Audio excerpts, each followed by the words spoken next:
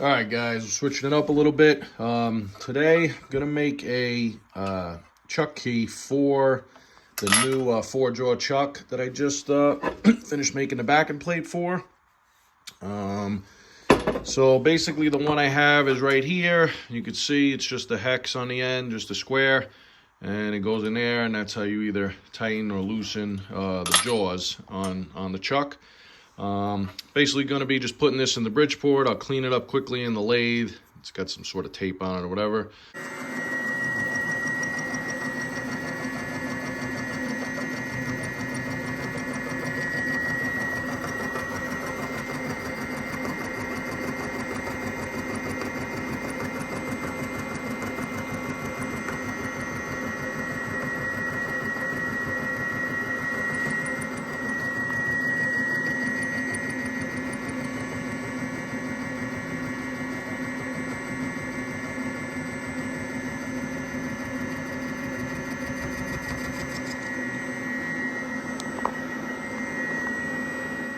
All right, guys, so I just centered, I'm using a V-block, and I just leveled it with the top of the vise. Looking back, it probably would have been easier if I would have just put something on the bottom here to sit the V-block on. But, you know, we're knee deep in it now, so we're just gonna keep going. I'm just using a little right angle square I have here. I kind of turned it and squared it up as best we can. Looks pretty good right there. Then I'm just going to take my cuts. I'm setting the depth. I just used the back of the, the bottom of the digital caliper. And I'm just using that to set my depth of cut so that they'll all come out the same.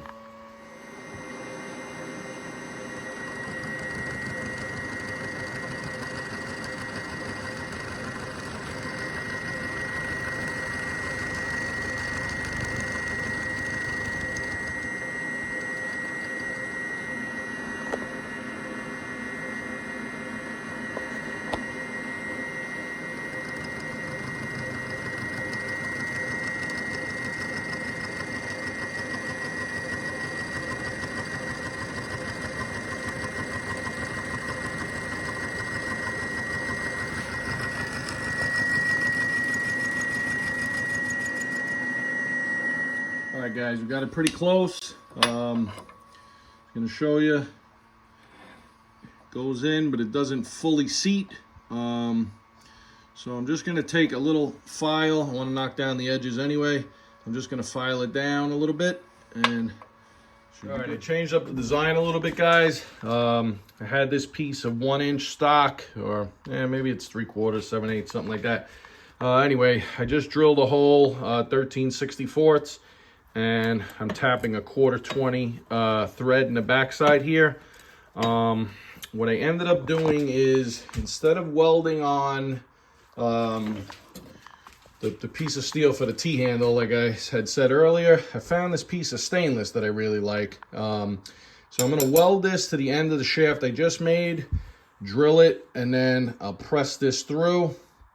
I'm sorry, not press it. I'll slide it through, and then I'll have a 1/4 20 screw on the backside that'll just lock it in place where I want it. All right, this is how I held the two together, guys. I just set the bigger piece down in the bottom of the vise.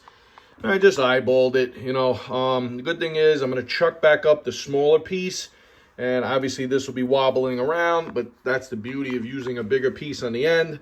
I'll fully weld it all the way around now. As you guys know, you do tacks opposite each other. So put one tack here as fast as you can, put another tack there, leave the vices set, let it cool, pull it out, spin it, and then once again, there and there. So now, when I pull this out, no matter what you do, guys, you'll never, ever get something to weld completely true. I could have went nuts to bore a hole in this one and then press this into this one. But I really don't want to go that crazy. I'm just trying to do a fast project here. So now I'm just going to kind of set it up right like that, weld it fully around, let it cool, chuck it in the lathe, and then turn this back to straight. All right, I'm going to show you now, guys. I have it chucked up like I said, and you're going to see how it's going to be spinning out of round right now. Not the worst thing in the world. We'll make a couple passes and we'll get it back to true.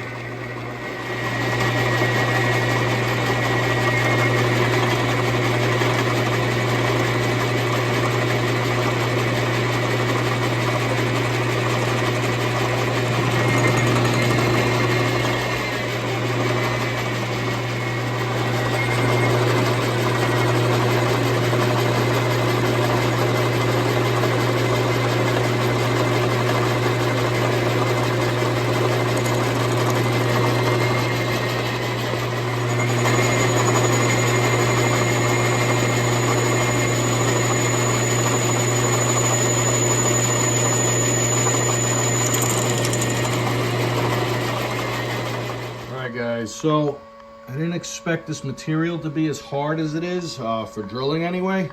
I'm having a lot of problems getting through. My centering bits seem to be hard enough that they drill it no problem. But as I'm coming up to the larger bits, I broke the tip off one. And then as I'm getting to the bigger ones, they're not cutting at all. I keep resharpening them. It's just not doing much. So anyway, I decided to try my burring bits. And they seem to be hard enough. Slow process because now I'm just grinding instead of cutting, but I think I'm going to get it this way.